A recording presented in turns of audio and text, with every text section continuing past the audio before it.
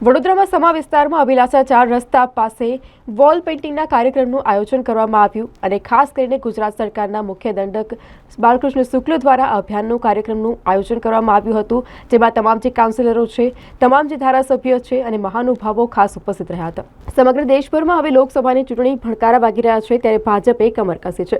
આ લોકસભામાં 400+ સીટો આવે તેના માટે ગુજરાતના મુખ્યમંત્રી ભૂપેન્દ્ર પટેલ તેમજ ગુજરાત ભાજપના પ્રમુખ દ્વારા વોલ પેઇન્ટિંગ અભિયાન શરૂ કરવામાં આવ્યું છે। તો વડોદરામાં પણ તેની શરૂઆત થઈ છે।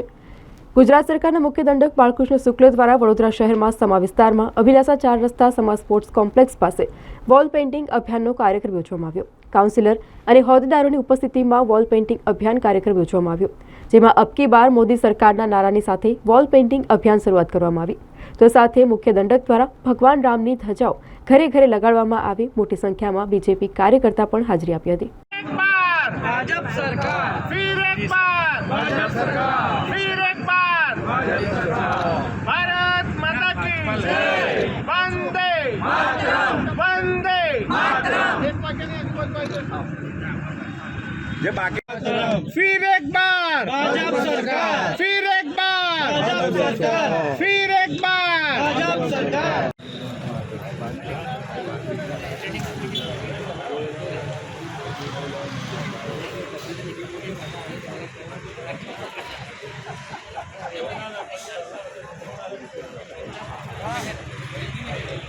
भारतीय जनता पार्टी गुजरात प्रदेश द्वारा आखा गुजरात में वॉल पेइंटिंग की शुभ शुरुआत थी गई है। युवा मोर्चा हेठळ आज समा विस्तार में वॉल पेइंटिंग में युवा मोर्चा साथ आ विस्तार अमरा काउंसिलर मित्रों और संगठन बधा ज नेताओं साथ उपस्थित रहा। साथ साथ 22मी तारीखे जयरे भगवान रामचंद्र पोताना निजधाम में बिराजवाना है, त्यारे आखा देश में जे प्रकारे आनंद उल्लासનું वातावरण है, એ પ્રમાણે આ વિસ્તારમાં પણ ભગવાન રામચંદ્રજીના મંદિરથી લઈને અલગ અલગ જગ્યાઓ પર ધ્વજા લગાડવાના કામમાં પણ અમે બધા ભારતીય જનતા પાર્ટીના તમામ કાર્યકર્તાઓ જોડાયા છે।